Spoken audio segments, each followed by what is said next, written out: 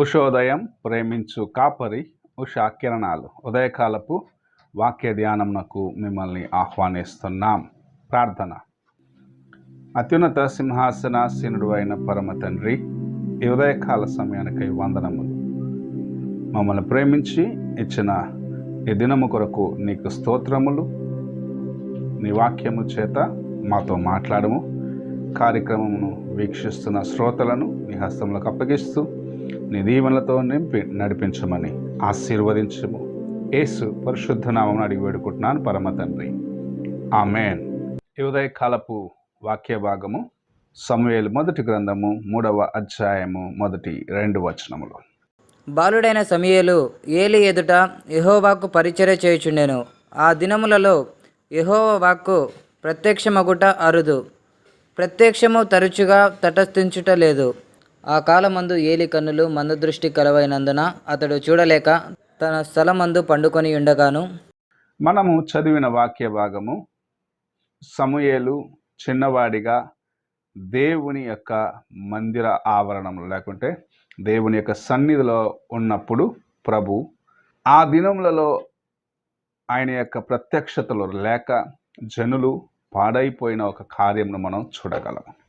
దేవుని ప్రత్యక్షతలు, దేవుని యొక్క వాక్యము ఎక్కడైతే ఉండదో అక్కడ పాపము విస్తరించినది అని మనము తెలుసుకోవాల్సిన వారిగా ఉన్నాం. ఎందుకంటే ప్రభు పాపమును చూస్తూ ఊరక ఉండలేడు. పాపము విస్తరించినప్పుడు ఆ స్థలములో ప్రభు ఉండలేడు అన్న కార్యమును మనము తెలుసుకోవాల్సిన వారిగా ఉన్నాం.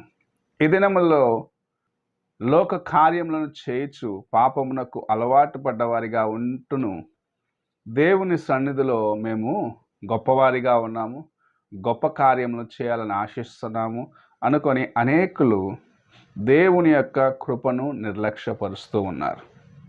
వారు దేవుని యొక్క సన్నిధిని పాడు చేస్తున్నారు, దేవుని యొక్క కార్యములకు ఆటంకముగా ఉన్నారు అని గ్రహించుకోలేని ఒక జీవితమును కలిగి ఉండటం మనం చూడగలం.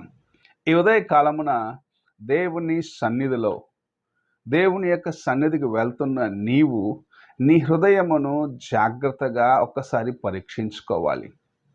నీవు లోకమునకు స్థలమిచ్చి పాపముతో నింపబడిన వ్యక్తిగా నుంటూ పాప కార్యములను నీలో నుండి ఇతరులకు పంచే వ్యక్తిగా ఉంటూ దేవుని యొక్క సన్నిధిలో నేను గొప్పవాడిగా ఉండాలి, దేవుని కార్యములు చేయాలనుకోవటం ఎంత భయంకరమైనది అని దేవుని యొక్క వాక్యము ఈ అధ్యాయంలో మనకు నేర్పిస్తూ ఉన్నది. మనము చూసినట్లయితే ఏలి కుమారులు దేవుని దృష్టికి బహుఘోరమైన కార్యములు లేకుంటే బహు నీచమైన కార్యములను చేసి వారు దేవుని యొక్క శిక్షకు గురి అవ్వటం మనం చూడగలం. దేవుని యొక్క సేవకుని కుమారులు వారు, యాజకుని కుమారులు వారు చేయవలసిన కార్యమును, కర్తవ్యమును వారు విడిచిపెట్టి లోకముతో, లోక కార్యములతో వారి హృదయాలను నింపుకొని పాపముతో నింపబడిన వారిగా దేవుని దృష్టికి హేయమైన క్రియలను చేయొచ్చు దేవుని సన్నిధికి వచ్చే వారితో వారు నడుచుకుంటున్న విధానమును చూసి దేవుడు దుఃఖిస్తూ తన సేవకుడైన ఏలికి ఒక చిన్నవాడైన సమూయేలు ద్వారాగా వర్తమానము ఇవ్వటం మనం చూడగలము. అక్కడే దేవుని సన్నిధిలో ఏలి ప్రతిదినము ఉంటున్నాడు, దేవుని యొక్క పరిచర్య చేసేవాడిగా ఉంటున్నాడు. అయితే ప్రభు ఆయనతో మాట్లాడలేదు, కానీ అక్కడ ఉన్న ఒక చిన్న వాణిని చూసి అతనిని ప్రభు పిలిచి అతనికి దేవుని యొక్క వాక్యమును ఇవ్వటం, దేవుని యొక్క ప్రత్యక్షతలను ఇవ్వటం మనం చూడగలము.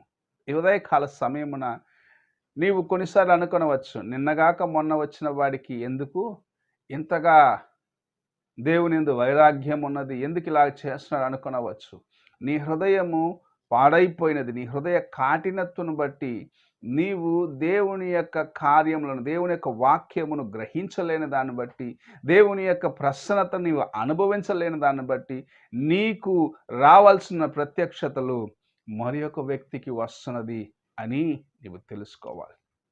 నీకు ఇవ్వాల్సిన దేవుని యొక్క ప్రత్యక్షతలను ప్రభు మరి ఒక వ్యక్తిని ఎన్నుకొని అతనికి ఇస్తున్నాడు అన్న కార్యమును నీవు గ్రహించుకొని నీ జీవితమును మార్చుకోవాలని ప్రభు ఆశిస్తూ ఉన్నాడు.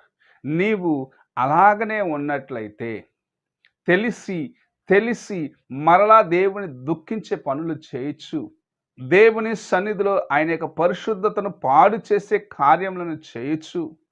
లోకానుసారమైన కార్యములను పాపముతో నీవు నింపుకొంచు నీకు తిరుగులేదన్నట్లుగా నీవు జీవించినట్లయితే ఒక దినమున ప్రభు నీ కోసము రాసిన తన న్యాయ తీర్పు నీపైకి దిగి వస్తుందని గ్రహించుకోవాలి. ఇక్కడ ఏలి కుమారులను గురించిన కార్యములను ప్రభు చాలా తేటగా సమూయేలు ద్వారాగా తన యొక్క తండ్రికి చెప్పటము చూడగలం. నిజముగా దేవుని దృష్టిలో నీవు యథార్థముగా ఉన్నట్లయితే ప్రభు నిన్ను హెచ్చిస్తాడు. అయితే నీవు దేవుని సన్నిధిని పాడు చేసే వ్యక్తిగా, అటువంటి జీవితంను కలిగిన వ్యక్తిగా ఉన్నట్లయితే ఒక దినమున దేవుని యొక్క కోపం నీపైకి దిగి వస్తుంది. కనుక నీవు జాగ్రత్తగా ఉండమని ప్రభు ఈ ఉదయకాల సమయంలో నీతోను నాతోను ప్రతి ఒక్కరితో మాట్లాడుచున్నాడని గ్రహించుకోవాలి. లోక కార్యములను విడిచిపెట్టి దేవుని సన్నిధిలో యథార్థమైన హృదయముతో పరిశుద్ధతతో నీవు ఉన్నట్లయితే ఆయన ప్రత్యక్షతలు నువ్వు చూడగలవు. దేవుని యొక్క కార్యముని జీవితంలో చూడగలవు. అయితే లోకముతో నింపబడిన వాడిగా పాపముతో జీవిస్తూ దేవుని కార్యములను చేసినట్లయితే ఒక దినమున ఆయన ఉగ్రత నీపైకి రాకుండా తప్పదని దేవుని యొక్క వాక్యం హెచ్చరిస్తుంది. జాగ్రత్తగా మనం ఉంటూ దేవుని సన్నిధిలో మన యొక్క యథార్థమైన ప్రవక్తలను బట్టి ఆయన కృపను సంపాదించుకుందాం. ప్రార్థన. పరిశుద్ధుడైన యేసయ్య, ఈ ఉదయకాల సమయానికి వందనములు. నీవు మా పట్ల దీర్ఘశాంతము కలిగిన దేవుడవు. అయితే మా పాపంలో చూస్తూ ఊరకొండవని నీ వాక్యం మరలా మాకు ఒకసారి జ్ఞాపకం చేసిన విధానాన్ని బట్టి వందనములు. మేము నీకు సమీపస్తులుగాను నీ మాటలకు లోబడేవారిగాను ఉండుటకు సహాయము చేయము. యథార్థమైన హృదయంను, పరిశుద్ధమైన హృదయంను కాపాడుకుంటూ నీ సన్నిధిలోకి రావటానికి మాకు నేర్పించి నీవే మమ్మల్ని కనికరించి బలపరచమని యేసు పరిశుద్ధ నామమున అడిగి వేడుకుంటున్నాను పరమ తండ్రి. ఆమెన్. తండ్రి అయిన దేవుని ప్రేమ, కుమారుడైన క్రీస్తు కృప, ఆదరణకర్త అయిన పరిశుద్ధాత్మక సహవాసము ఇప్పుడు ఎల్లప్పుడూ తోడయుండి సదాకాలము నడిపించునుగాక. ఆమెన్.